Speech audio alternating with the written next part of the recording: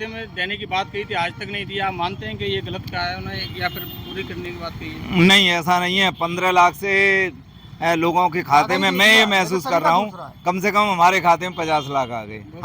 हम अमन चैन से रहते हैं। हमारी बहन बेटी रात में चली जाए, रात के 2 बजे चली जाए तो हमें सुरक्षा मिलती है। और जब धर्म परिवर्तन भी नहीं हो रहा है, हमारी बहन बेटी के लिए ये एक ऐसा वातावरण है जो किसी भी विद्यालय में चली जाए, किसी भी रात के अंधेरे में चली जाए, तो हमें अस्पष्ट रूप से कम से कम 85 लाख का फायदा हुआ है, जो सरकार हमारे लिए सब कुछ कर रही है और हम लोग उसके सहभागी हैं और एक अच्छी सरकार है। जैसा कि आप नमस्कार, मैं कुशेन सिंह, आप देख रहे हैं स्टार न्यूज चैनल NS। इस समय पूरे उत्तर प्रदेश के अंदर उपचुनाव को लेकर के तैयारियां शुरू हो गई हैं। वहीं उत्तर प्रदेश के जनपद अलीगढ़ में खैर उपचुनाव को लेकर के तैयारियां शुरू हो गई हैं। अभी टिकट फाइनल नहीं हुआ है, कौन प्रत्याशी रहेगा अभी ये तय नहीं हुआ है, ये तो आने वाला वक्त बताएगा। किंतु अभी आवेदकों ने अपनी अपनी दावेदारी पेश कर दी है। सभी आवेदकों ने जनसंपर्क शुरू कर दिया है। इस बार एक तरफ NDA गठबंधन, दूसरी तरफ इंडिया गठबंधन के बीच में कड़ी टक्कर होने वाली है। इस समय उपचुनाव खैर में क्या मुद्दे होने वाले हैं, कौन से ऐसे विकास कार्य रह गए हैं जिन पर आज तक किसी प्रत्याशी ने कार्य नहीं किया है। भाजपा से दावेदारी पेश करने वाले गजेंद्र सिंह चक मेरे पास मौजूद हैं। इनसे जानते हैं, इनसे चर्चा करते हैं कि यहाँ विधानसभा उपचुनाव में खैर में किन क्या क्या समस्या हैं, कौन से ऐसे मुद्दे हैं जिन पर इस बार चुनाव होने। सर, जैसे कि आपने यहाँ से दावेदारी पेश की है भाजपा से, तो इस बार क्या मुद्दे होने वाले हैं? मुद्दे तो विकास का मुद्दा है और खैर विधानसभा का सबसे बड़ी समस्या है जाम, और इसके लिए बाईपास होना बहुत ज़रूरी है जी। और रोजगार की समस्या है। और ये भी हमारे आदरणीय मोदी जी और योगी जी डबल इंजन की सरकार है, वो तीव्र गति से विकास करा रही है सरकार हमारी। और उसी क्रम में और हमने ये देखा है तो यहाँ पर जो है जाम की समस्या है, तो ये समस्या दूर होनी चाहिए। और रोज़गार की समस्या है। और दूसरी बात ये है कि हमारा संगठन मजबूत होना चाहिए और संगठन का जो निचले स्तर का कार्यकर्ता है उसकी पीड़ा पर हर समस्या का समाधान होना। जैसा कि सर आपको टिकट यहाँ से मिलती है, आप प्रत्याशी घोषित होते हैं, आप चुनाव जीत के आते हैं, तो कौन सी समस्याओं पर प्राथमिकता आपकी रहेगी? सबसे पहले मेरी समस्या दो चीज रहेंगी समाधान की जी। सबसे पहली समस्या है कि जाम से मुक्ति और बाईपास खैर की जाम की मुक्ति और खैर बाईपास का निर्माण हो। और दूसरी सबसे पीड़ा ये रहती है कि मैंने फेस किया है, मैं बचपन से बालकाल से कार्यकर्ता रहा हूँ भाजपा का, और अभी पिछले 10 वर्ष से दायित्व के रूप में संघ का कार्यकर्ता रहा हूँ, दायित्ववान, और अभी दायित्व निवृत्त हुआ हूँ आवेदन की वजह से।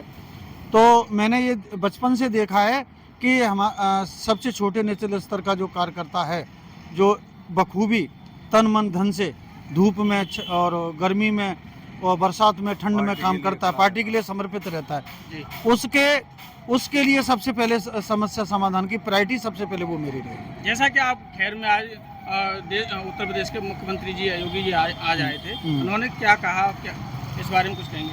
हमारे योगी जी महाराज ने ये आज भी कहा है, पहले भी कहते रहे हैं, ये प्रदेश अमन चैन शांति सौहार्द से चलेगा, ना कि गुंडागिर्दी से चलेगा, ना ही अजारक तत्वों से चलेगा, न अवैध कब्जों से चलेगा। बेटी की सुरक्षा और सबसे पहले सर्वप्रथम जो है हमारी मातृशक्ति बहन बेटी की सबसे पहले प्राथमिकता है, उनकी सुरक्षा। और अगर यदि कोई अजारक तत्व हमारी बहन बेटी पर टेढ़ी नज़र डालता है या किसी गरीब आदमी की ज़मीन जायदाद मकान पर अवैध कब्जा करता है या सरकारी संपत्ति पर अवैध कब्जा करता है, तो बाबा ने आज महाराज जी ने कह दिया है, या तो वो यमलोक के पास यमराज के पास जाएगा या सीधा उसके मकान पे बिल्डोजर चलेगा। क्या लग रहा है आपको, भाजपा के पाले में टिकट आएगी या RLD के पाले में रहेगी? नहीं लगता क्या है, ये तो क्लियर है। हमारी ये सीट है, विनिंग सीट है, भाजपा की सीट है। और भले ही सहयोगी संगठन दल जो हमारा राष्ट्रीय लोक दल है, तो उनके लिए सुरक्षित सीट मीरापुर है जी। अगर फिर भी हाँ अगर ये बीजेपी की विनिंग सीट है तो बीजेपी पर रहनी चाहिए जी। लेकिन फिर भी अगर 1-2% अगर प्रदेश का जो निर्णय होगा वो हमें मानना होगा। जैसा कि सर आपको पता है कि एनडीए एक तरफ, दूसरी तरफ इंडिया गठबंधन में बहुत भारी टक्कर होने वाली है। क्या लग रहा है कि क्या आपकी तरफ से कोई टक्कर नहीं क्या किसका पलड़ा भारी रहने वाला है? टक्कर की तो कोई बात नहीं है। उन्होंने जनता को गुमराह किया जी संविधान के नाम पर। जी संविधान बदला जाएगा, आरक्षण खत्म होगा और 8,500 का टकाटक टकाटक टकाटक, ये क्या है? ये केवल झूठ बोल के लोगों को गुमराह करना, हमारे गरीब बहन बेटियों को, युवाओं को मतलब गुमराह करना कि मतलब सरकारी नौकरी नहीं मिलेगी तो 8,000 रुपये महीने तो मिलेंगे, उनको रास्ते से भटकाना। जैसा कि आपको पता है राहुल गांधी जी हमेशा इस बात का मुद्दा उठाते हैं कि ये हिंदू मुस्लिम की राजनीति करती है बीजेपी वाले। क्या लगता है आपको? देखो सबसे ज्यादा तो हिंदू मुस्लिम की राजनीति उन्होंने की है, कांग्रेस ने की है। 70 साल उन्होंने राज किया, 60 साल 70 साल किया। अब हमारा मुद्दा तो विकास का मुद्दा है, हमारा मुद्दा तो रोजगार का मुद्दा है, नियुक्ति। हमारी सरकार ने अभी भी 6.5 लाख रोजगार दिया है, 6.5 लाख तो परमानेंट नियुक्ति की है, तो 3 लाख कुछ मतलब जो है संविदा कर्मी नियुक्त किए हैं और निजी क्षेत्र में भी नियुक्तियां की हैं, और युवाओं को और युवतियों को जो उनको लैपटॉप वितरण किए हैं। जैसा कि सर भाजपा की जो कंगना रनावत जो भाजपा की अभी नवनियुक्त सांसद हुई, नई सांसद हुई, उन्होंने किसान के अन्नदाता के ऊपर बहुत ही गलत टिप्पणी की है। उनका व्यक्तिगत ये तो उनकी अपनी खुद की सोच है।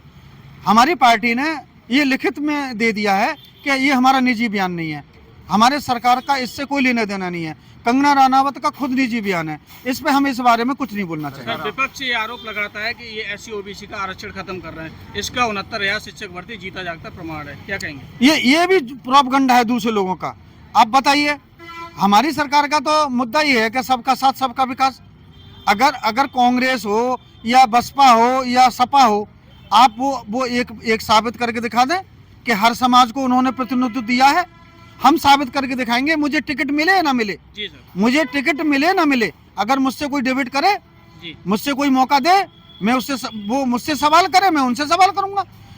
हमारे SC ST OBC की जितनी समाज हैं, हर समाज को मौका दिया है सर। आप प्रदेश की जो RSS सीटें हैं, जितनी भी RSS सीटें हैं या देश की जो RSS सीटें हैं, उन पे सारे समाजों का प्रतिनिधित्व है। आप उठाइए। आप सर बीजेपी पार्टी से कब से जुड़े हुए हैं? बीजेपी पार्टी से तो मैं मेरी उम्र होगी 10 साल की मुश्किल से। जी सर। जब मैं गांव में जन्म हुआ था तब तो बीजेपी के कैंडिडेट के साथ था।